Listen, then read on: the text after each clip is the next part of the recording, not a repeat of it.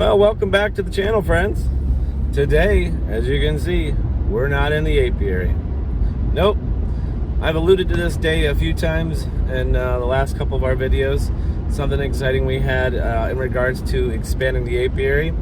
And today's the start of that. So I'm heading out to check out a out yard that we are going to be looking to set up here in about a month.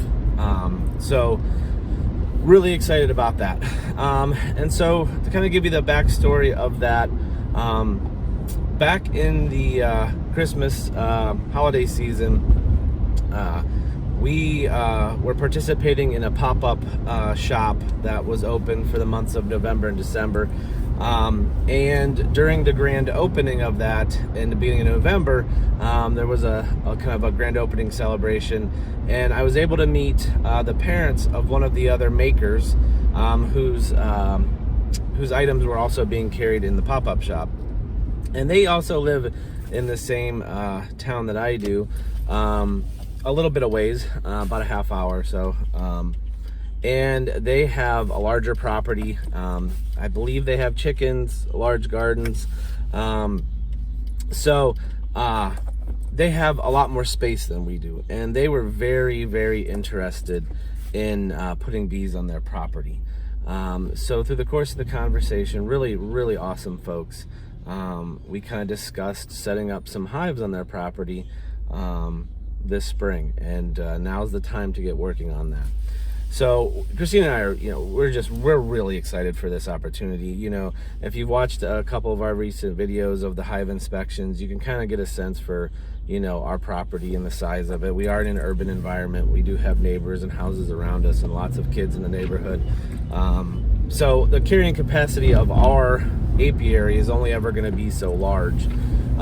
So in order to expand the honey production side of the business, we need to be able to one, become more efficient and better beekeepers to maximize the yield that we get off of our hives, and then two, to add more hives to the fold here. And so that's what today is about. We're gonna go check this property out and see kind of where we want to position the bees, get a sense for the layout, and then what will likely happen is, if I need to, I'll come back down in a few weeks to evaluate, to set any equipment up. I'm not sure what they have on site as far as constructing some type of stand to put the hives on, but we'll evaluate that today, and then I'll also bring all the equipment down prior to installing the bees. So today's goal is just to go down, check the property out for the first time. I got my partner back there with me. Yeah, I'm hopeful that I'll at least be able to take some photos, maybe a little bit of video, but completely respecting the property owner's wishes. Don't want to do anything that they're not comfortable with. So I'll kind of pause here. If I'm able to take some pictures or video, I'll probably put it in here. If not, we'll pick up on the drive home and kind of give you a rundown of how it went, what we discussed, and then I actually have one more kind of exciting bit of news to share as well. So stay tuned, and we'll be back real soon.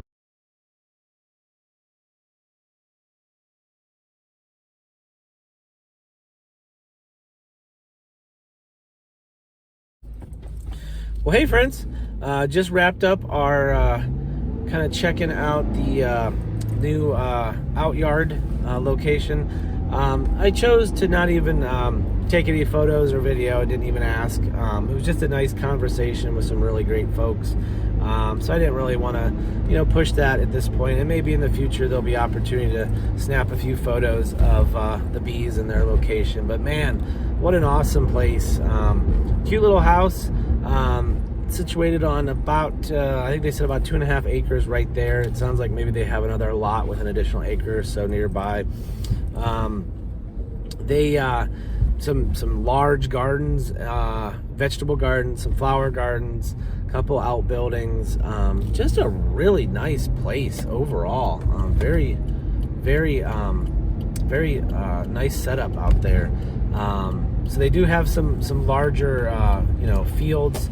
I think they're kind of flanked by woods on two sides. So we checked out a nice spot along the edge of one of the gardens along the edge of the wood line. They'll have a nice southeast facing, for their entrances. So they should get great sun in their location. So really excited. It went really well. They gave me some fresh eggs from their chickens. All in all, amazing folks, amazing story and location. They're looking forward to having the bees on the property for pollination and getting some honey off of them. I'm excited to be able to expand the business, and that's kind of another part of this, right? In past videos, I've kind of mentioned the demand for the honey has been increasing.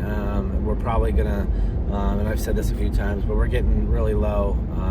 We will almost certainly run out well before harvest later this summer. So thinking kind of ahead on expanding the operation so that we can produce more honey to try and keep up with the demand. And our property is only ever going to allow for so much expansion just because of our really urban environment. So having the opportunity to set up some outyards is just huge for us. And then even with outyards, I've had some neighbors offer to put bees on their property. They'd be more than happy to have them. But even with options, we're only going to ever be able to work so many hives. It'll become less of an issue of space, and it is just timing and time. With full-time jobs and kids, as we continue down this journey of being beekeepers, we do get more efficient in our beekeeping, and we can work hives a little bit more quickly and efficiently, which is going to be very important for the long-term success of expanding the operation. But we still will hit a point where we can only do so much with our other activities and jobs. So I think we have a ways to go until we hit that point. But these outyards will certainly allow us now to start expanding beyond our own property. So the plan here is I'm probably going to come back down in a week or two. The homeowner is going to set up the stand for me in the location that we kind of scoped out. He's going to get the materials and set the stand up and get it all leveled up and looking good and ready. I'm going to code back down. And the nice thing about this place, too, is it's close. I mean, it took me maybe 22 minutes to get here, and a lot of that's just, some stoplights and so forth. So pretty close, which is going to be really good for getting down here to, check on the bees, work the bees, and so forth. So great from a location standpoint and accessibility. But the plan is I'll probably go down another weekend or two to bring the equipment down that I'll need to set the bees up. And the bees that I'm going to be putting out there are not going to be coming from my current yard. I'm going to be purchasing a few packages from a beekeeping friend of ours. In the beginning of May, I believe they should be ready. 2 of those packages I am planning to install at this outyard, and the other package I'm planning to install at our apiary. And again, this is kind of thinking for the future, the ability to scale up and meet demand and produce some more honey.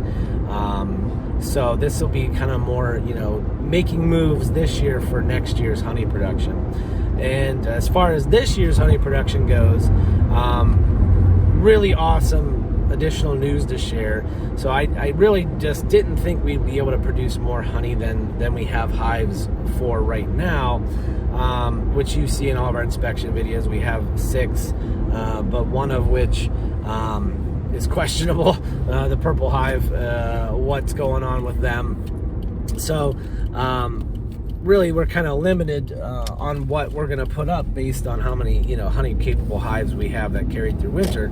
We don't have time to purchase nukes or packages and get them built up to a size and strength that they could be considered for honey production. Those would only be, our focus with those is just getting them built up this season in order to overwinter them and get them ready for production next season. But like I mentioned in our last video, I believe, I put a call into my bee mentor just to shoot the breeze and see how his bees were building up and how his season's been going and pick his brain on a few things.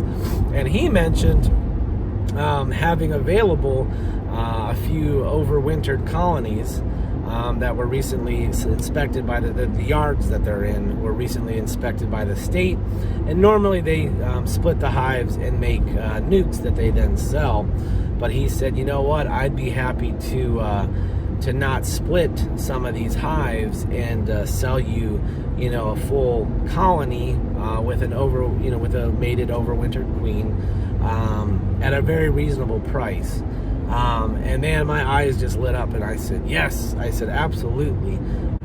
So I jumped at the opportunity, and I said, yes, what do I need to do? And he said, well, if you can run me over some equipment tonight, I'm going out tomorrow, and we'll start to build your hives in your equipment so that we can let them hang out there for about a week and then close them off, and I'll get to bring them home. So, man, guys, I'm super lucky. I'm glad I placed that phone call when I did, because what this means is I have the opportunity with these 2 additional hives to bring online in our apiary honey producing hives for this season.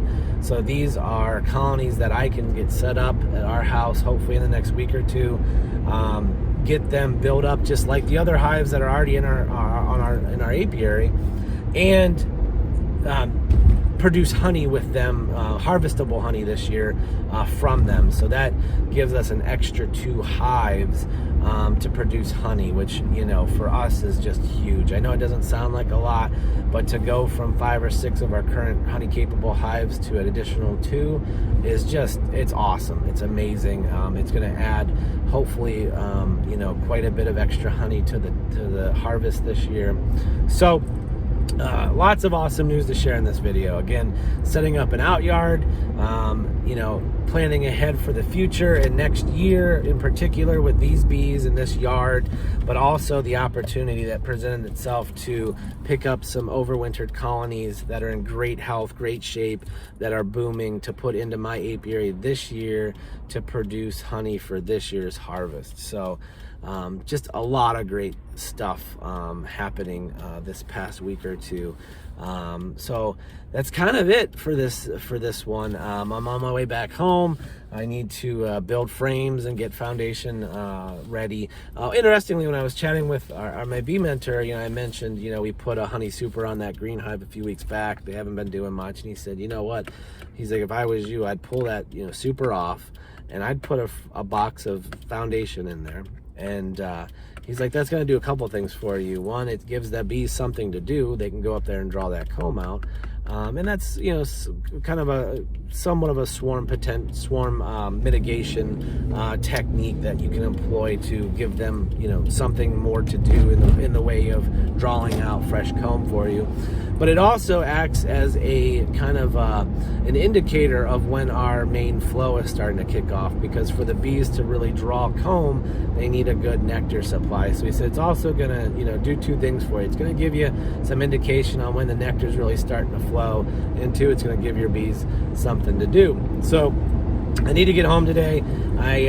You know, part of our business is not only the honey, but the candles, beeswax candles. So I have a person coming to pick up an order for a baby shower that we put together. I need to keep pouring candles for some markets that we have coming up.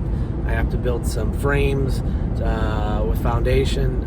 So more bee work to do, but I think that's it for this video. I hope everybody's doing great. I hope everybody's healthy. I'm still getting over this cruddy head cold I've been fighting all week. But yeah, hope everybody's great. I'll be back real soon with another video. So take care, and until then, see you later.